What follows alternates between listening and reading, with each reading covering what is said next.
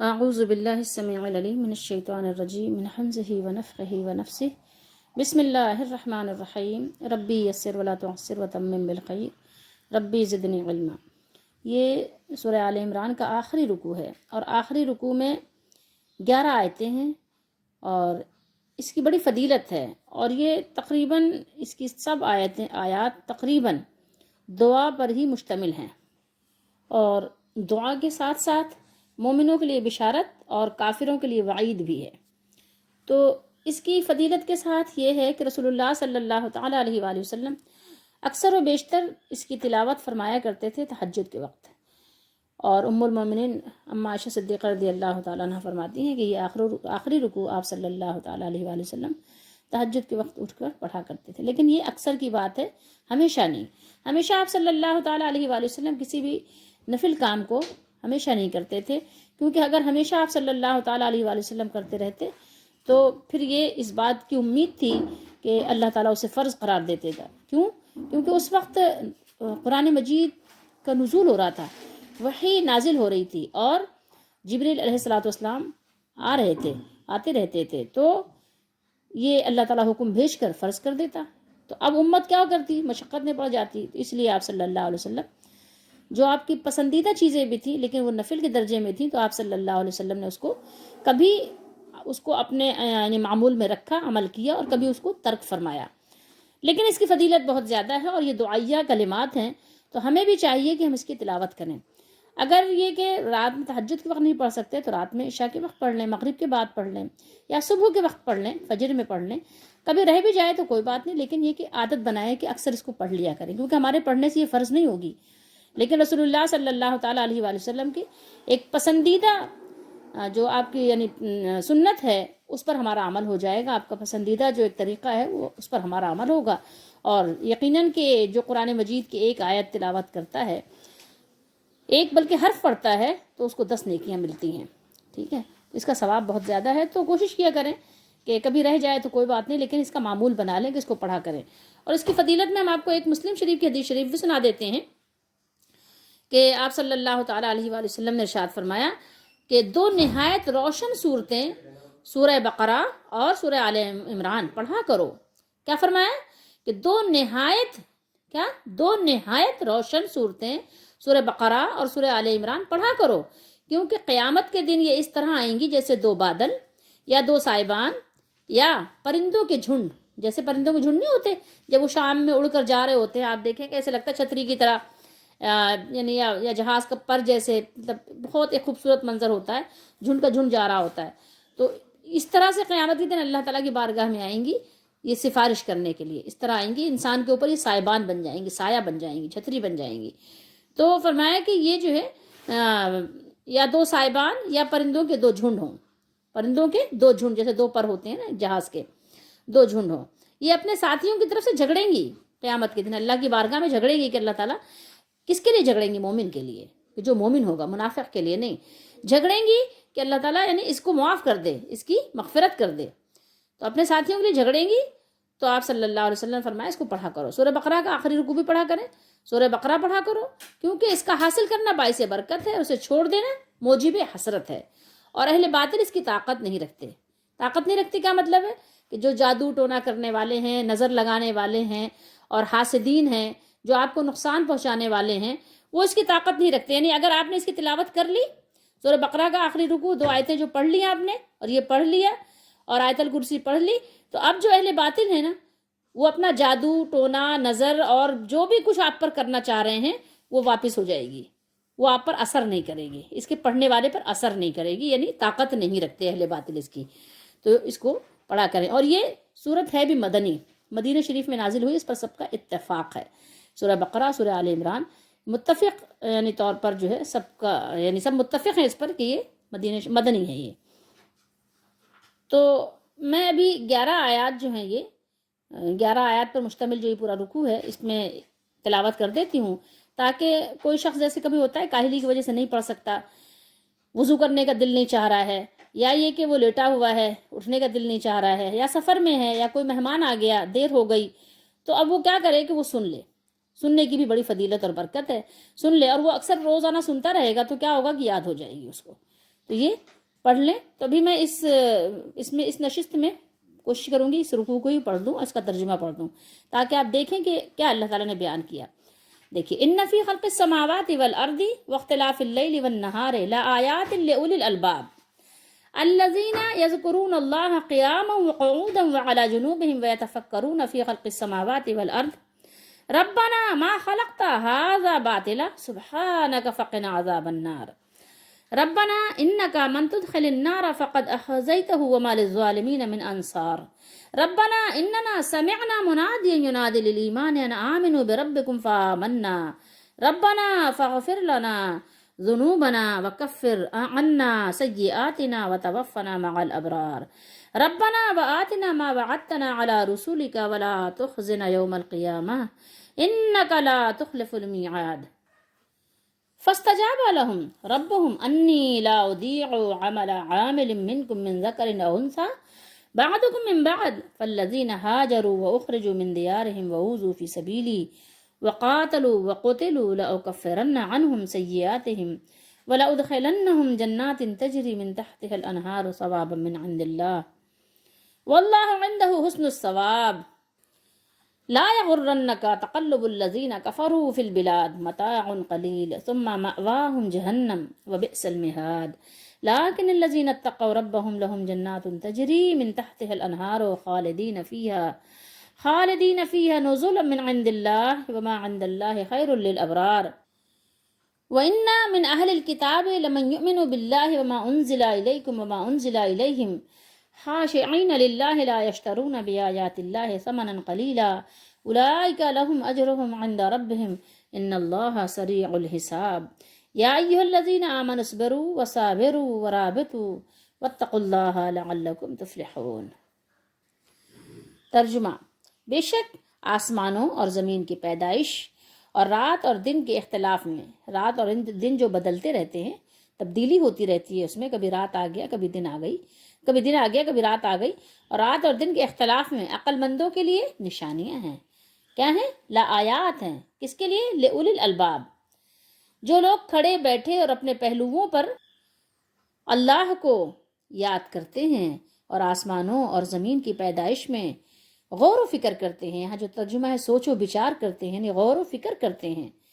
یذکرون اللہ قیاما، کھڑے ہو کر، قعودا، بیٹھ کر، وعلی جنوبہم، اور اپنی کروٹوں پر لیٹ کر، یعنی کروٹوں پر لیٹے لیٹے بھی وہ اللہ کی کائنات میں غور کرتے ہیں، اللہ کو یاد کرتے ہیں.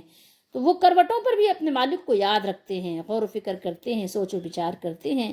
تو وہ کہتے ہیں اے ہمارے رب، ان کی پکار ہوتی ہے اے ہمارے رب، آپ نے یہ سب کچھ بے فائدہ، بے مقصد پیدا نہیں کیا.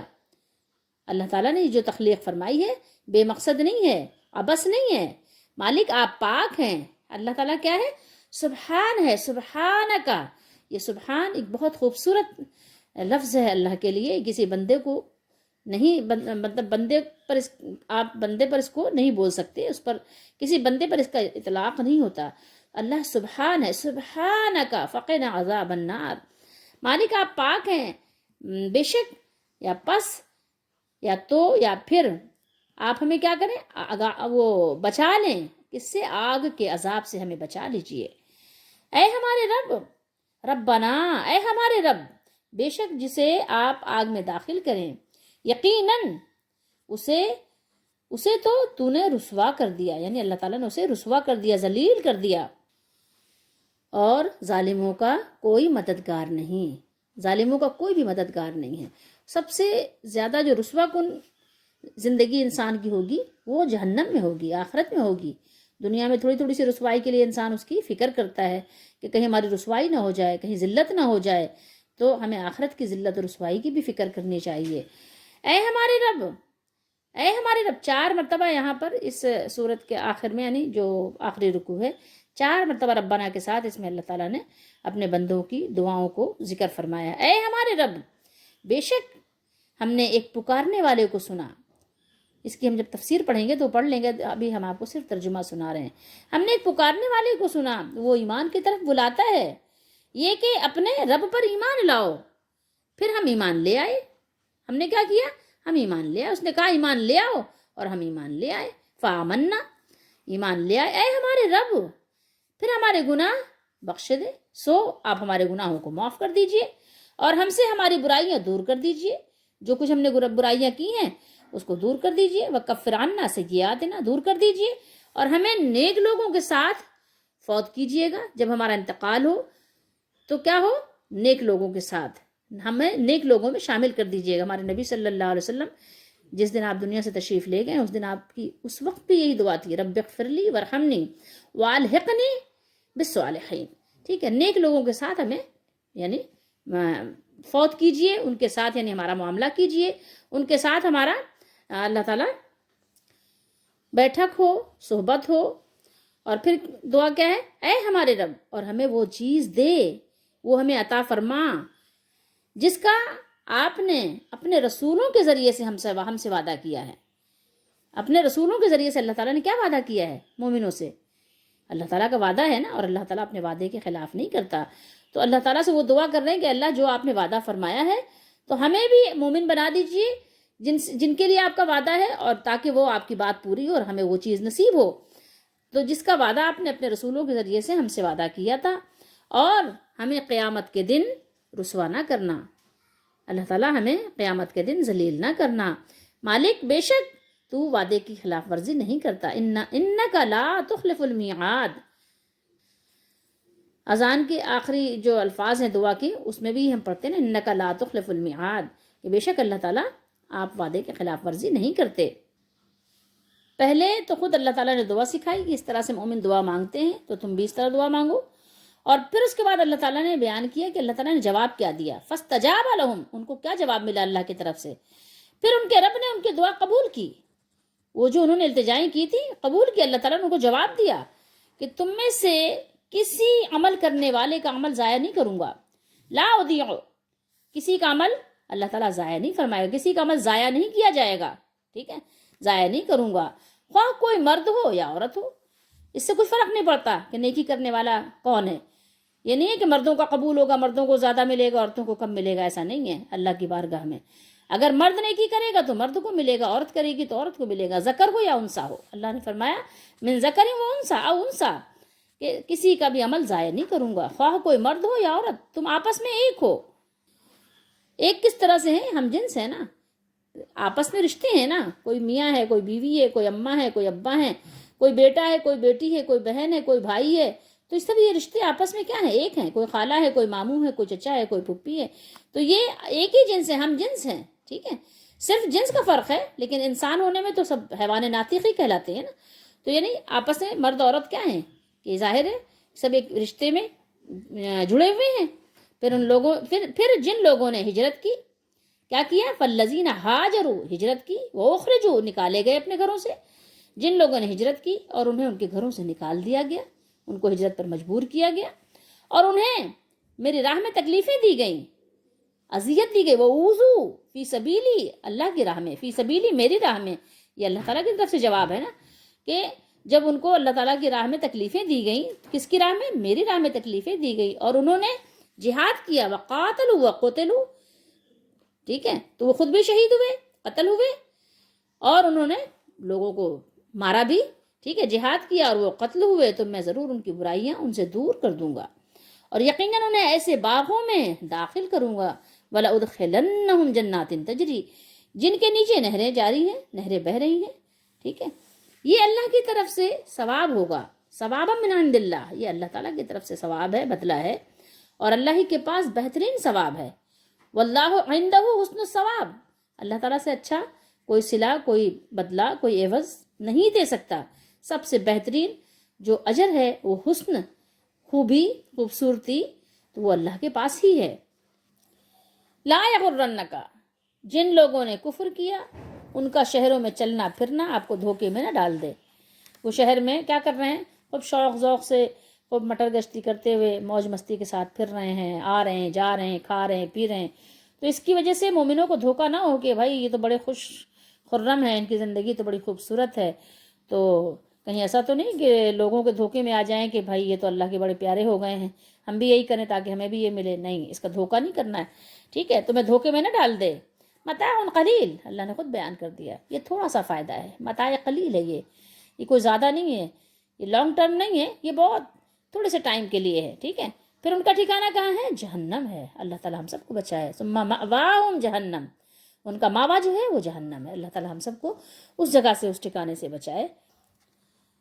اور وہ برا ٹھکانہ ہے، اور وہ بئس المہاد، وہ بچھونا ہے. مہاد مہدون کی جمع ہے. بئسا برا، کیا ہی برا ٹھکانہ ہے، کیا ہی برا جو ہے وہ مقام ہے، مکان ہے، جگہ ہے. لیکن جو لوگ اپنے رب سے ڈرتے ہیں، جو لوگ اپنے رب سے ڈرتے ہیں اور ڈرتے رہے ہیں، ان کے لیے کیا ہے؟ ایسے باغ ہیں، ایسے باغات ہیں جن کے نیچے نہریں جاری ہیں، نہریں بہہ رہی ہیں.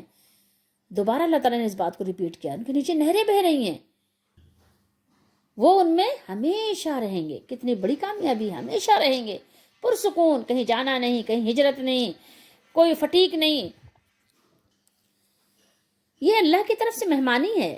یہ اللہ تعالیٰ کی طرف سے کیا ہوگا؟ اللہ تعالیٰ اپنے بندوں کی میزبانی فرمائے گا. وہ میزبان ہوگا، بندے مہمان ہوں گے. سبحان اللہ، کیا زبردست میزبان ہے.